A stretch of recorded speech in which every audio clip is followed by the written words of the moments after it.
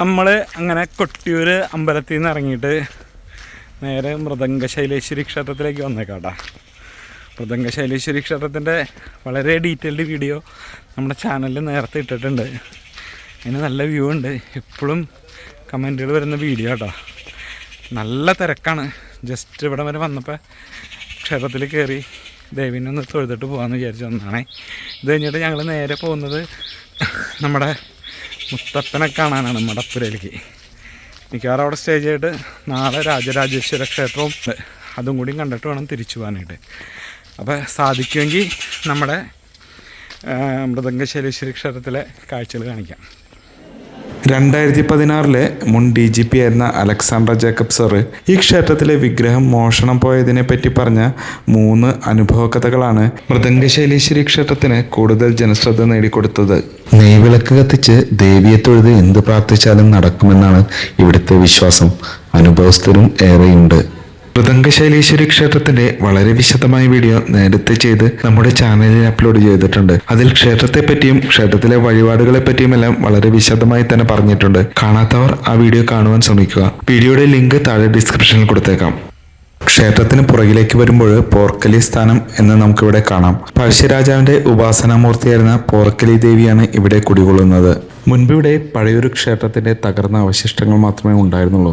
ഇപ്പോൾ ഭംഗിയുള്ളൊരു ക്ഷേത്രമായി പുനർനിർമ്മിച്ചിരിക്കുന്നു.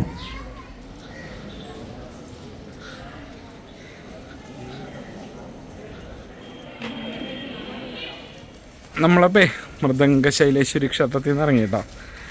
കണ്ട കാഴ്ചകളൊക്കെ ഞാൻ ഒരു വീഡിയോ ആക്കിയിട്ടുണ്ട്. മൃദംഗശൈലേശ്വരി ക്ഷേത്രത്തിൻ്റെ ഡീറ്റെയിൽഡ് വീഡിയോ നമ്മുടെ ചാനലിൽ നേരത്തെ ചെയ്തിട്ടുണ്ട് കേട്ടോ. നല്ല വ്യൂസ് ഉണ്ട്. എല്ലാവരും ആ വീഡിയോ കാണുന്നുണ്ട്. ഇപ്പോഴും കമൻറ്റുകൾ വരുന്നുണ്ട്. 2 വർഷം മുൻപാണ് ഞാൻ അന്ന് വന്നത്, ഇവിടെ വന്നത്. അന്ന് വന്നപ്പോൾ കണ്ടതിനേക്കാളും വളരെയധികം വ്യത്യാസം വന്നിട്ടുണ്ട് ക്ഷേത്രത്തിന്. നടപ്പന്തലൊക്കെ പുതിയത് പണിതു. നടപ്പന്തലൊന്നും ഉണ്ടായിരുന്നില്ല. 2016 ഞാൻ ആദ്യമായിട്ട് മൃദംഗശൈലേശ്വരി ക്ഷേത്രത്തിൽ വരുന്നത്.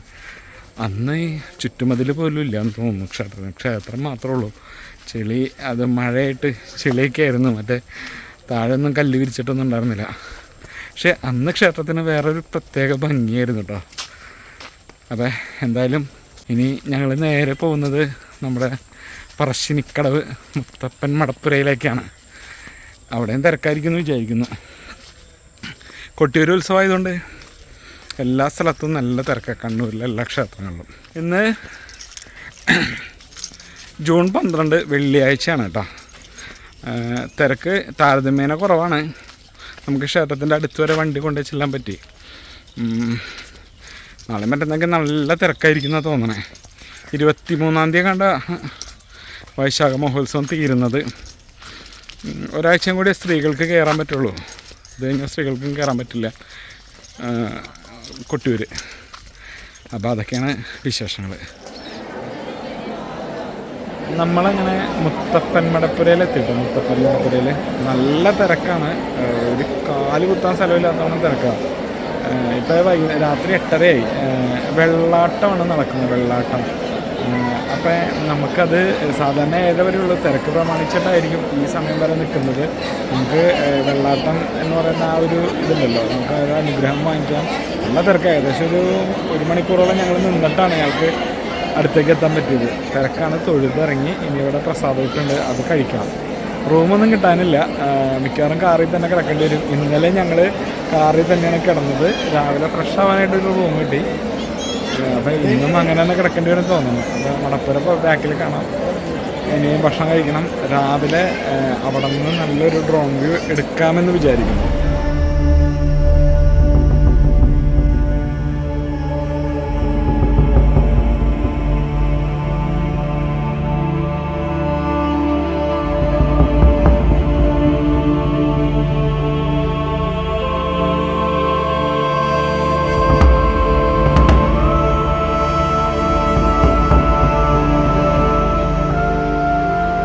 പറശ്ശിനിക്കടവിൽ നിന്ന് ഞങ്ങൾ നേരെ പോയത് തളിപ്പറമ്പിലേക്കാണ്.